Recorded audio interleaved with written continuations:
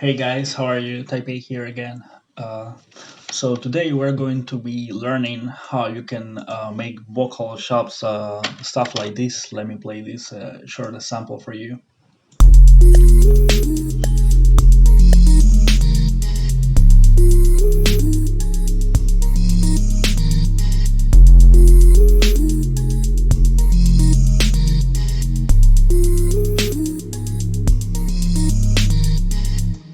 Yeah. So basically, when we use a vocal sample and we chop it in the sampler, we have one main problem.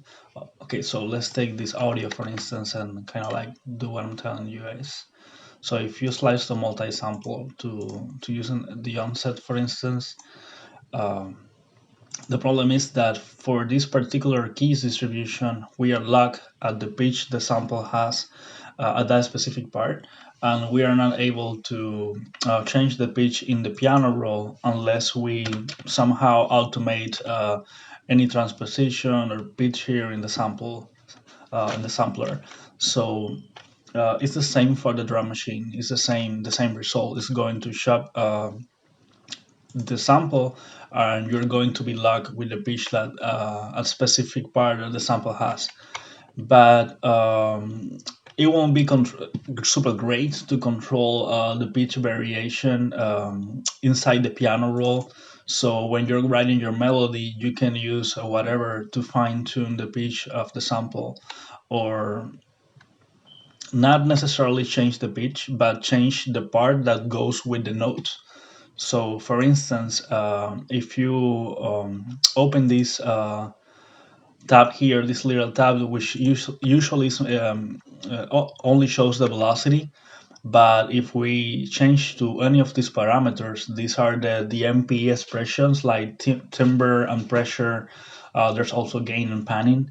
Um, Normally, don't use that because this is only for MPE controllers. So that will mean that when you play an MPE feature controller, this is going to be recorded along with your velocity changes and stuff like that. But we can access this as a modulation in the modulators list. So we can use that to basically do whatever we want. We can also do it with the velocity, but let's not use the velocity because you know that you can always use this to change your volume if you have velocity enabled in the sampler or whatever instrument. So if you take a look at the timbre, you see that it's kind of like a bipolar control. It stays in the middle and it goes up and down. So we don't want to use that. We basically want to modulate the playhead of the sampler. So I use the pressure control. And you see here that I'm freely moving, automating the pressure, but I'm pretty much using it as a macro controller. So if you go here to my preset, let's listen one more time. I have the loop part and the playhead engaged to the pressure here. So I'm using that to automate this parameter in the piano roll.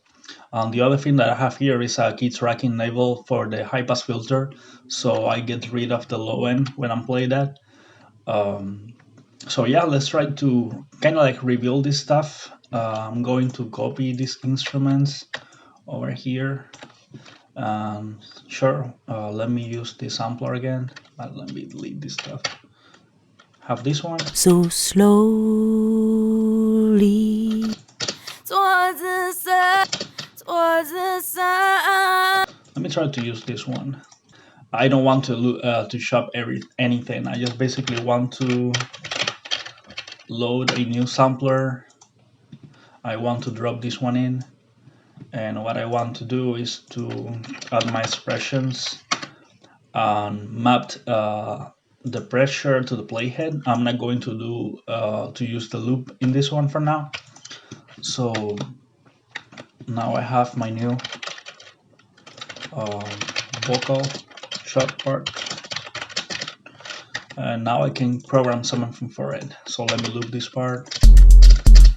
And if you trust the sample that we just used, it says here is in G. I'm not entirely sure, but let's try with G. like G3 for instance. Mm.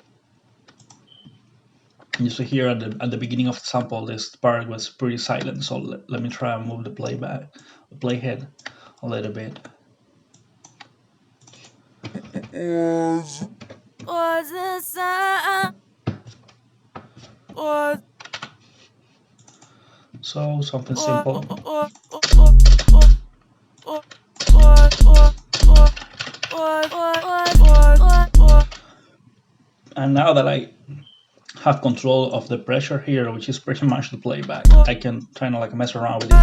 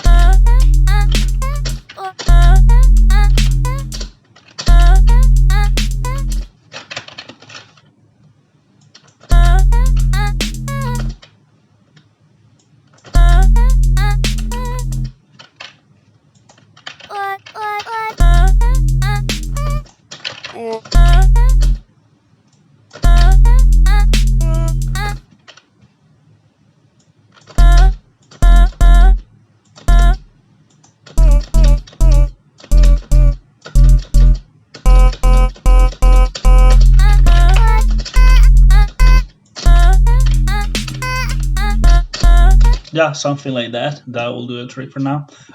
Basically, you see that sometimes you mess around with one pitch, but the part that the sample is playing doesn't match really nice with the pitch, and you mess around a lot with that, trying to find best spots to have the sample playing.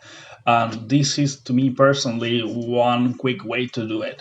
You still see that you need to go through the sample, and it's best if you enlarge this part here because then you have more resolution on the screen to if especially if you're going to use a longer sampler. And yeah, so now we have this shit, and let me loop this part. You can add some like the loop stuff that I just did that maybe it adds nothing to this, but let me try it. So what you want to do is loop your sample, reduce the amount that is going to be looping, maybe like a 5%, and then you have to, with the same pressure control, like 3% is a lot, so maybe a 2%. You want to loop this along with the playback. So let's just engage the same pressure to this loop stuff. But it's not working entirely because we have already. So try to match your loop here with the playback.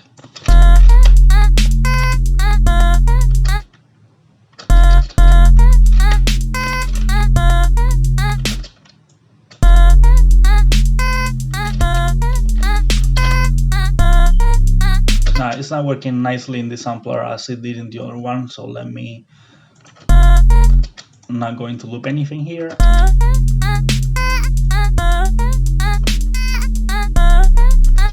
Yeah, maybe let's do the same with the key tracking. So here, like a 64 distribution. And now you can add like maybe some processing like reverb, why not? And some like compression.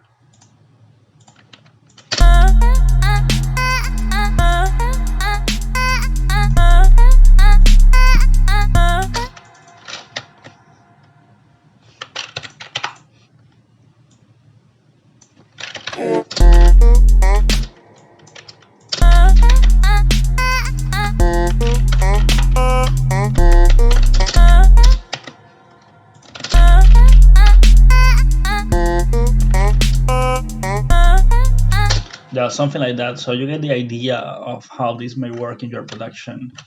So yeah, definitely the initial sampler matters because you see that it works better with this one and not so much with the other one. This one is a longer sample, and the same pitch is sustained more in the sample. I don't know. Okay, so yeah, this is the original one.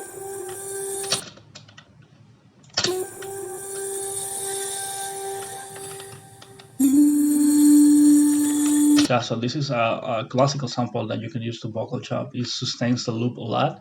It has the nice quality and texture of a vocal recording. Like it's really nice to use. So that's why I think this one sounds a bit better. Yeah, so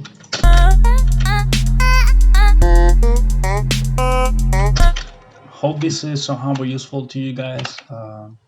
Yeah, just let me know in the comments if you like the tutorial. Bye.